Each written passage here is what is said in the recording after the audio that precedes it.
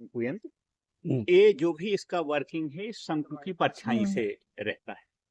अब हम स्थिति देखें, ये जो 7 लाइनें खिंची हुई हैं, ये हमारी अलग अलग रेखाएं हैं। जैसे ये है, बीच में है, बिल्कुल सेंटर लाइन है, तो विश्वत रेखा है। तो हम देखेंगे कि आज सूर्य विश्वत रेखा पर है, तो ये जो शंकु की परछाई यहाँ से शुरू हुई, पूरे दिन आप देखेंगे तो इस रेखा पर हमको चलती हुई दिखाई देगी।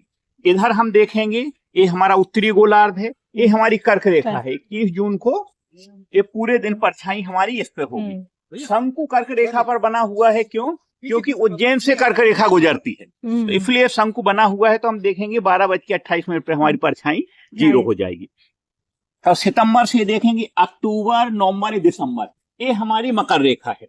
22 दिसंबर को सूर्य मकर रेखा पर रहेगा, मतलब उज्जैन से हमारे सबसे दक्षिण में रहेगा, तो परछाई सबसे बड़ी होगी। पूरे दिन परछाई इस पे चलेगी। तो निश्चित है कि परछाई अगर घट बढ़ रही है, इसका मतलब ये है कि सूर्य हमारा उत्तर से दक्षिण की ओर गति कर रहा है। तो दिसंबर से फिर आएगा जनवरी, फरवरी, मार्च, तो 21 मार्च को फिर यहाँ होगा।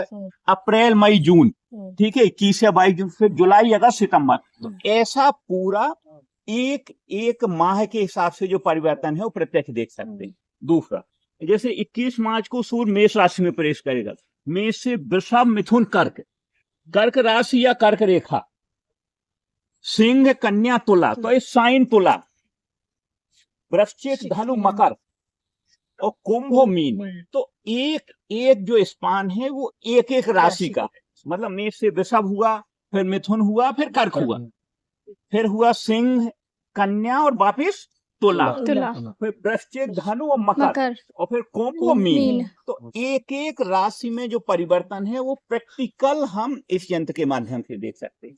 दूसरी स्थिति, सूर्य जब हमारा उत्तरी गोलार्ध में था तो दिन हमारे यहाँ सबसे बड़ा था, रात हमारी सबसे छोटी थी। 21 जून को सबसे बड़ा दिन होता है, लगभग 13 घंटे 38 मिनट का दिन और 10.5 घंटे की रात, लगभग उल्टी। दिसंबर में देखेंगे जस्ट उल्टी स्थिति रहेगी कि हमारा 13.5 घंटे का की रात हो जाएगी, 10.5 घंटे का दिन हो जाएगा। तो इसके कारण क्या होता है, एक तो दिन हमारा छोटा हुआ, इससे मतलब क्या है, सूर्य का प्रकाश हमको कम समय के लिए मिलेगा। दूसरी हम स्थिति देखते हैं कि अगर परछाई बड़ी हुई, मतलब सूर्य की किरणें हमारी तिरछी हुई, तिरछी होंगी, तो मतलब क्या है, वायुमंडल में उनको ज्यादा दूरी तय करना होगी, तो किरणों की जो तीव्रता है वो कम हो जाएगी। जैसे अभी आप खड़े हुए हो, आपको धूप तीखी लग रही है, क्यों? क्योंकि वो वायुमंडल में कम दूरी तय कर रही है। इसी प्रकार अगर आप नवंबर दिसंबर में होगे तो आपको खुद लगेगा कि धूप में धूप हमको उतनी तीखी नहीं लगेगी। क्यों? क्योंकि जो वो हमारे पास प्रकाश आ रहा है उसकी तीव्रता कम है, मतलब उसमें ऐसे रेडिएशन कम है जो हमको हीट ज्यादा दे। तो वायुमंडल में अगर 1 किलोमीटर भी ज्यादा दूरी तय करते हैं तो 1 डिग्री टेम्परेचर का अंतर होता है। तो हम निश्चित है कि तिरछा, जैसे हम सुबह का समय देखते हैं सूर्य एकदम लाल, क्योंकि एकदम तिरछा है, ऐसे ही ये हमारी जो दिसंबर की स्थिति, तो धीरे धीरे हम देखेंगे कि ठंडक की स्थिति होगी, फिर वापस पलट के आएंगे। तो अभी चूंकि आज से ठंडक की शुरू, तो इसको क्या बोलते हैं, शरद संपात, ठीक है। फिर पूरा ठंडक की स्थिति रहेगी, वापस यहाँ आएंगे, गर्मी की शुरुआत होगी।